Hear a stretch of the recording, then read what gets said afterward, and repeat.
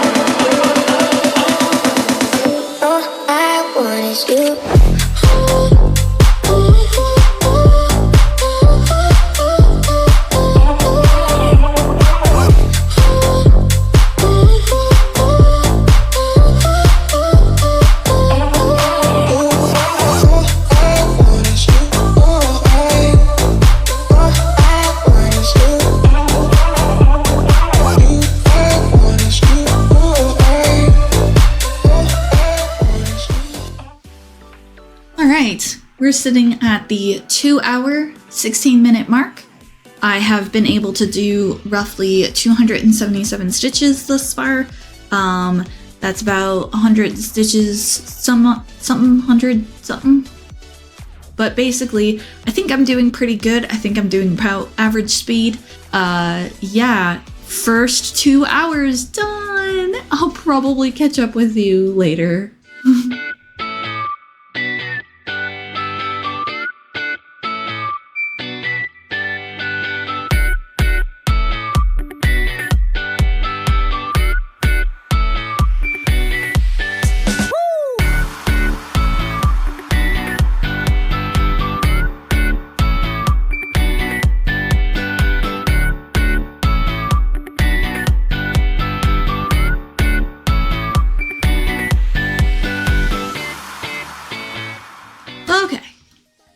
It is now round about 4 hours. So I did figure out that there is a color I'm missing. Like, not in my stash, not in any of my other projects. I'm gonna have to make a town run at some point and go get that color at some point.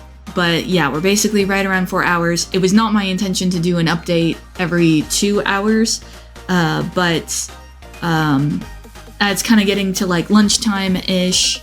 So I figured, why not? I just do a quick verbal bleh. And anyways, yeah, we'll see you guys at the next break, check-in, whatever.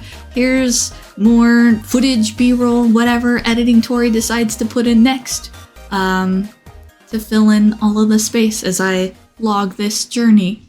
So exciting.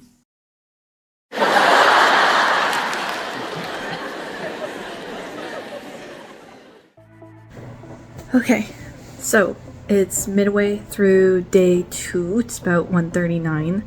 I'm sitting at about 14 hours left.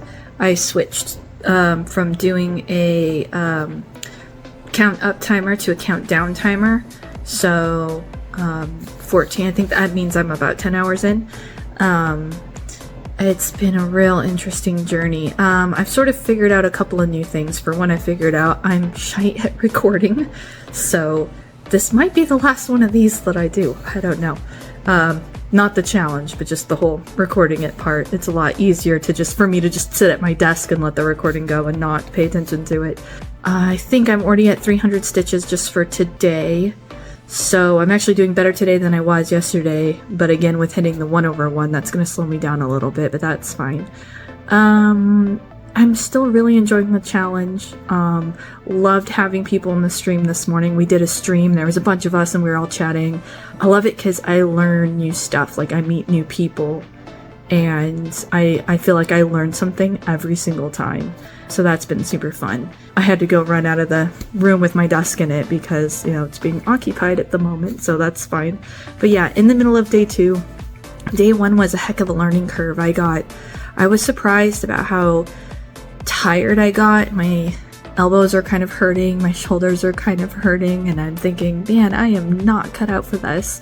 So, yeah, editing tour is hopefully gonna make this look good. So hopefully, I didn't get to record an end of day 1. I was planning on it, but I didn't get to it. I was so tired, I basically just collapsed into bed.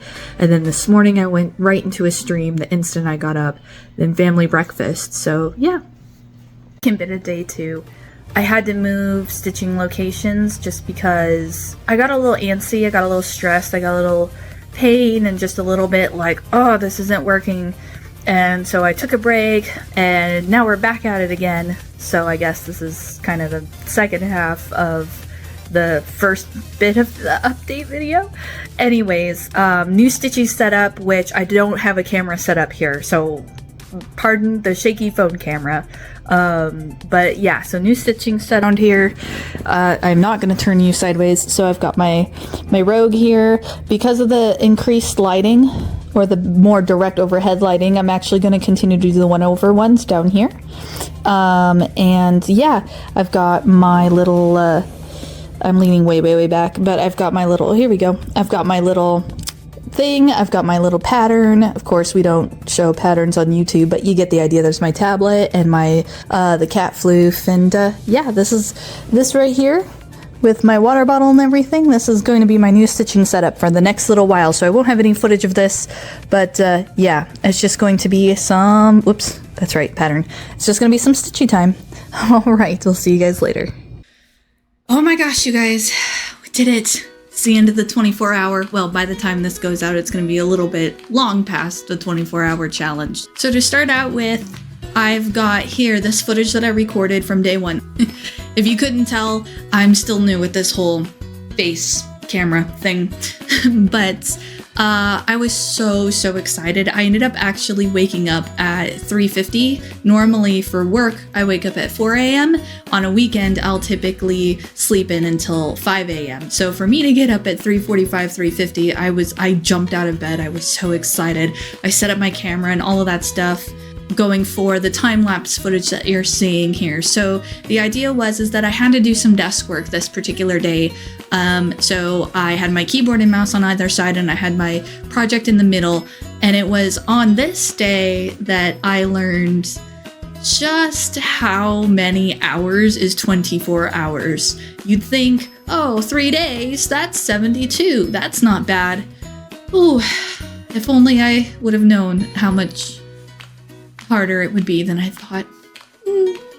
So through most of the first day, I just sat stitching along. I had all kinds of dreams and visions in my head about what this video would look like at the end of it and all the things I was going to accomplish. Needless to say, it was throughout day 2 that I really learned that despite my big fantastical dreams from doing a fully fledged FlossTube channel with me and the camera and lots of whips and things, the more that I had to fiddle with the camera and the setup, the more I was starting to learn that maybe that wasn't my cup of tea. You know, maybe I'm more of like a green tea fan.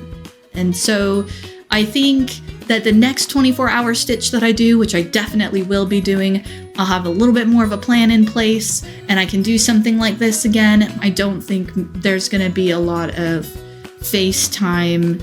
At the end of the day, as flawed and weird as this whole video project is, I can't tell you how educational it was, honestly. You know, getting yourself to sit down for 8 hours a day, plus in some cases, sitting in one spot and just focusing on a project like that for that long, for so many days in a row, gives you a lot of time to think and reflect and slow down a little bit. I kind of took the whole weekend off from the real world, to be honest. So yeah, it was a fantastic learning experience, and I'm so looking forward to the next one. I 100% am going to be participating in the next 24-hour stitch. It was a ton of fun. We were on the Discord, encouraging each other and showing progress pics, and oh boy, talk about progress. Here's the before picture, and here's the after picture.